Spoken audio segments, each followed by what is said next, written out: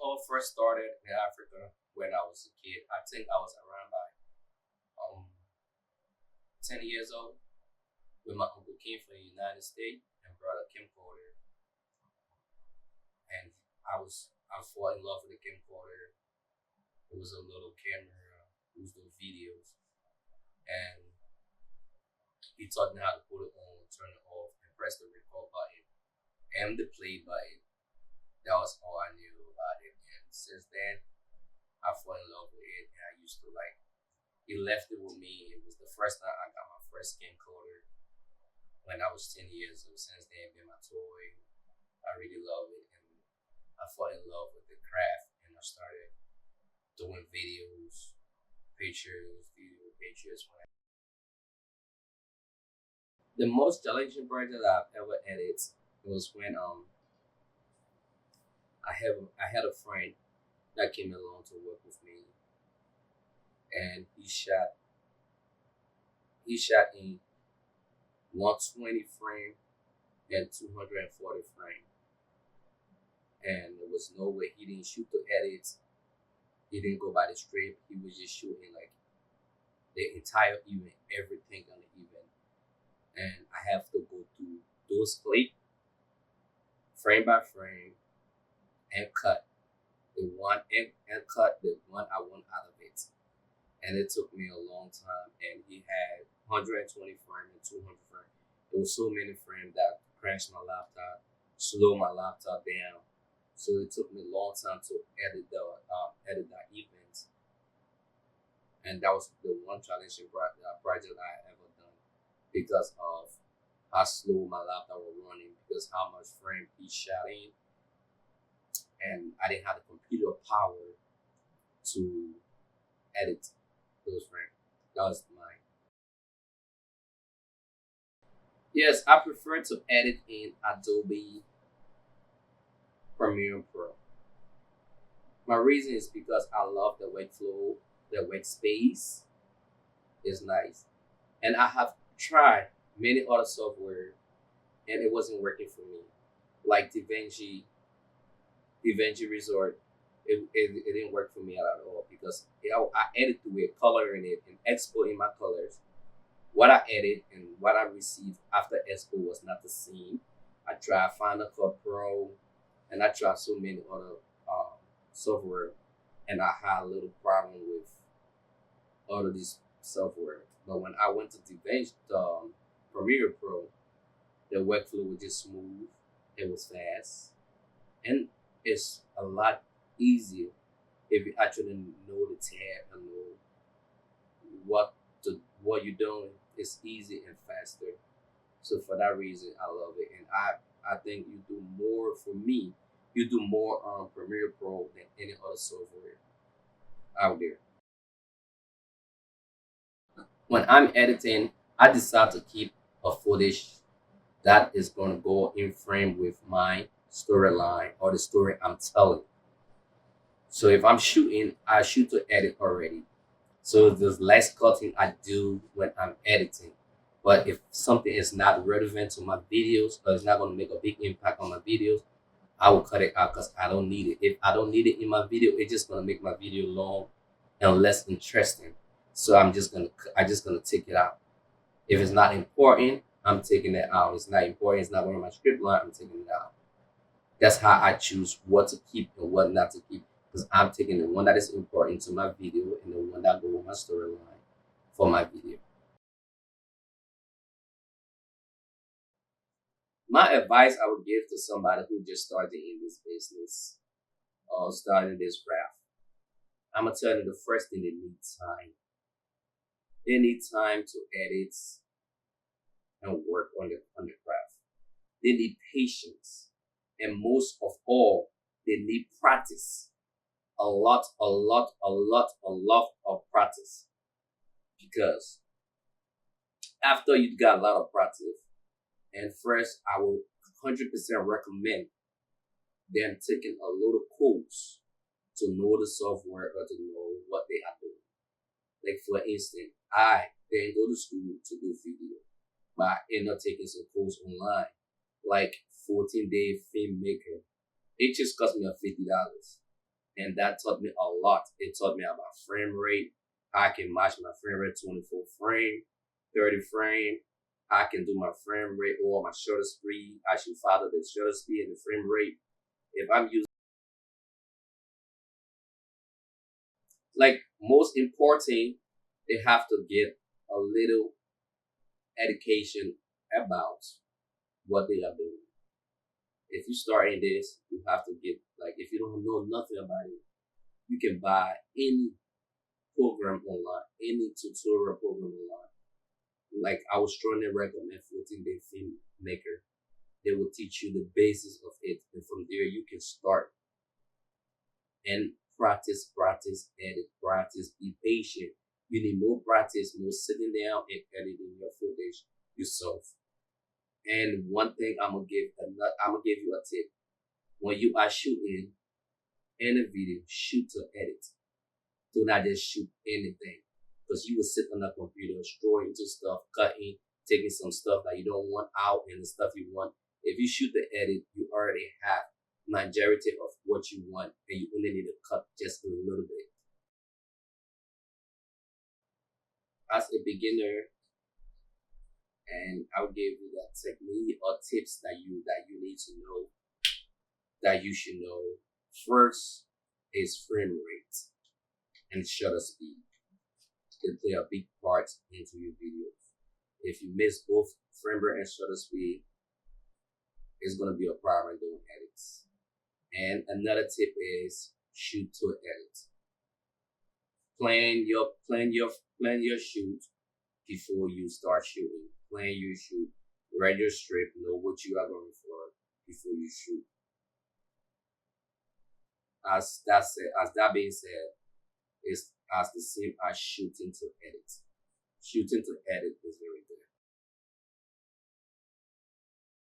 Yes, I really like when people criticize my videos or give me feedback from my work I did, because that improve my work.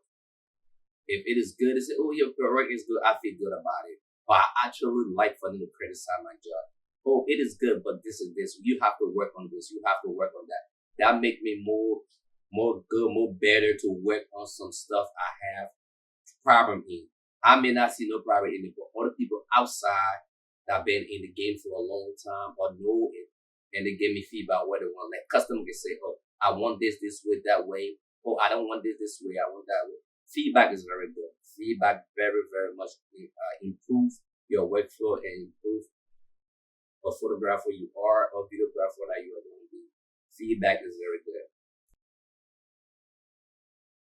Yes, every little thing in editing or shooting make a big impact in the craft that we work in, especially video editing and pictures.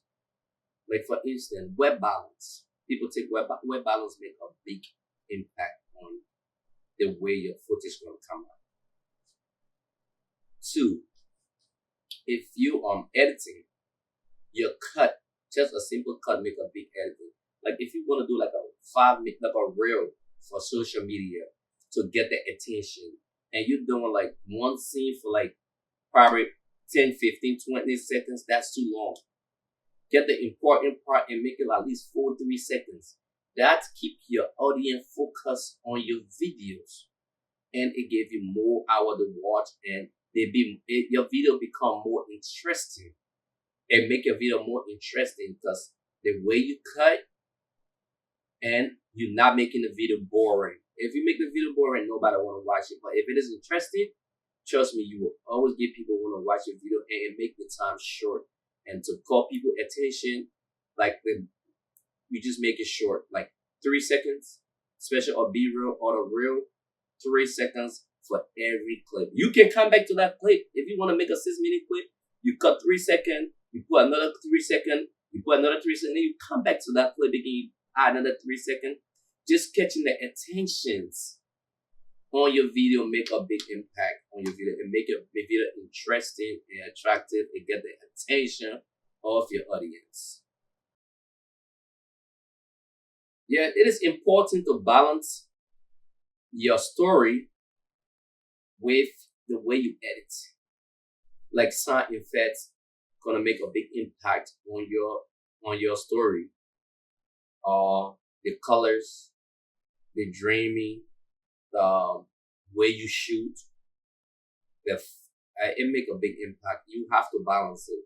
If you telling us a horror story, you gotta put like a horror sound, like a sound that is catching towards the horror side.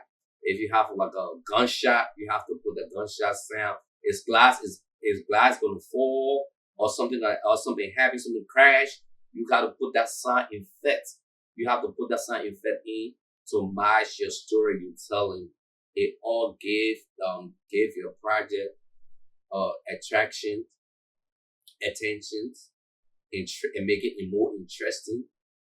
And most of all, it make you a good video editor and a producer and a shooter. I fall in love with photographing because I love creating things. I love to take pictures. I love most of all is memories.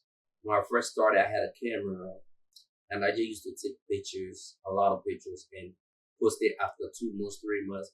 It become like something I just used to do in my neighborhood, and people started calling me out to take the picture for the events, and I started taking that serious.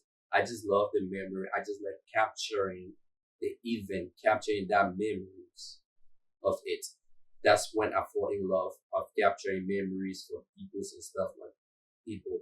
And apart from that, there's staying into me being growing, stepping up to be a better photographer. And now I love to create. At first, I used to love capturing memories, man. I love to create it. So I'll try to create more dreaming pictures, more like amazing pictures out there. I love to shoot portrait and events. I love to shoot portrait because I love to create. Because I have a studio and I love to create that moment, that special moment of my customer. And events, I love shooting events because it make me meet a lot of different people, go different places, travel a lot, and capture the memories. Most of it is traveling a lot and meeting different people, collaborating with different people, going different places. As for me, I started up with zoom lens, which was 24 to 105, and now I love prime lenses. My 35, it 35 millimeter, 85 millimeter, and 100 millimeter, 135 millimeter. They are my go-to lenses. Sometimes I go down all the way to 24 millimeter, but my 35 is my sweet spot, always on my camera. And I like Canon for pictures, and I like Sony for videos because I love the Canon color for pictures. Sony, I love the sharpness for videos. That is my two. That is my camera and my lens I love, and I combine them together. Sweet. Prime lenses. That's all I use right now. Before I start my shoot, I already have talked to my customer. I have get an idea of what they want, what they're looking at to shoot, or what they're looking at to create, and I already have makeup plan before the shoot, and that's something we're gonna like set up the studio up. We're gonna set up the studio up, and we plan ahead of time before my customer get there. When my customer get there, I already have everything planned out. I already have everything like to go, ready to go. So when it comes, just execute the plan and create that moment, and they love it. So you have to plan ahead of time. It's very much important to plan ahead of time. A real lighting play a very big part in my shoots because I love to create, and having a real lighting is very good. And when I'm creating, I create in a red light hitting my face inside myself. I got my back, I got my far lights, my back lights. It just separate my subjects from my whole background, and it just gave more attraction to the pictures, and it make my subject pop out. That is how important it is to my shoot. So challenging is making the customer feel comfortable with the camera. But to do that is very easy. First, you have to make the customer feel comfortable when you guys are planning the shoot. Because you have to like make the customer know like this is like I gave her idea, she gave you idea. And you sometimes crack a joke with a customer while planning the shoots. So when she comes in the studio, she will be a little bit shy, but she already comfortable with you. So she being comfortable with you already, your customer already being comfortable with you, it's not gonna be hard for them to be comfortable in front of the camera. All you gotta sometimes, what I do is make my customer comfortable with me on the phone while planning the shoot. Make them know that I understand I understand their dream, I understand what they want to create, and we are going to create together. That's the first one. Make them understand that I understand them, and we're gonna create together. Second, when they come in, I try to put music on, try to get it out of their comfort zone, try to get it out of the shy zone so they can be comfortable. Crack jokes with your customer, make fun with your customer, smile always, praise your pictures, tell them, oh my God, this picture is dope. It's nice. Smile. Let me see that smile again. Turn this way, turn that way. And crack jokes while you are shooting. And that make the customer more comfortable. And show them your work. Show them the picture. Oh, this is what I'm getting. You see, tell them what you are doing. It's beautiful. This is this. Like that, they will get more open. And when your customer get open and more comfortable, they're going to get an amazing shoot because they're just going to be posting. And they're not going to be shy. You're going to get the best shoot ever. After a photo shoot, I have a workflow that make my editing process fast. I really don't like to mix my photos with other people, with other photos. I like each job have its own catalog. I use catalog for my photos. Reason I use catalog for my photo is because I don't want all those little small files storing somewhere on my computer that I don't know about. And in the long run, my computer gonna get filled and gonna say memory. I'm gonna be all over the place trying to delete those files. So I use catalog. When I use catalog, the raw file and all that setting is in that catalog. Apart from it being in that catalog, and I'm done with that catalog, I've delivered my client's pictures. I can delete that whole catalog, including the raw files and all the settings, all the little small settings that are gonna take space on my computer. I can delete everything. Have a shoot go wrong with me hiring or having my boys work with me, and instead of they get in the footage that we supposed to get, and me and my customer talk about that they wanted the footage, and they didn't capture those footage my customer requested for. And after delivering our work, and it was a complaint, and I said, okay, you know what? This is our fault. I'm sorry that happened. You cannot recreate the event or the shoot anymore. If we can recreate it, I will tell them we can recreate it, and it is free of charge. If we cannot recreate those events, I'm telling any events that are coming up, anything that's coming up, it's going to be free of charge. You don't have to pay for this work, and you don't have to pay for the next shoot that's coming up.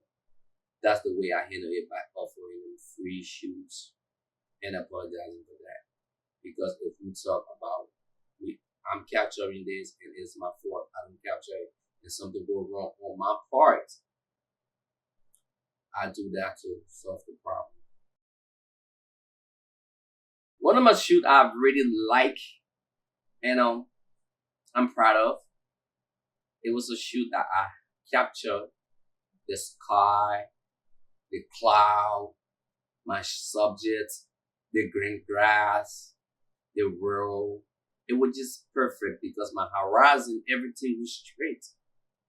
And it was beautiful because I captured the background and everything in it. And my client loved that picture because everything was captured right in time. And it was sunset. It was sunset at that time. It was golden hour. It was the right hour we went to shoot. And we got everything on point. It was so nice. It was beautiful. Having her pop out of the pictures, having her pop out, and having the background with the beautiful sunset. And that's one of my pictures I really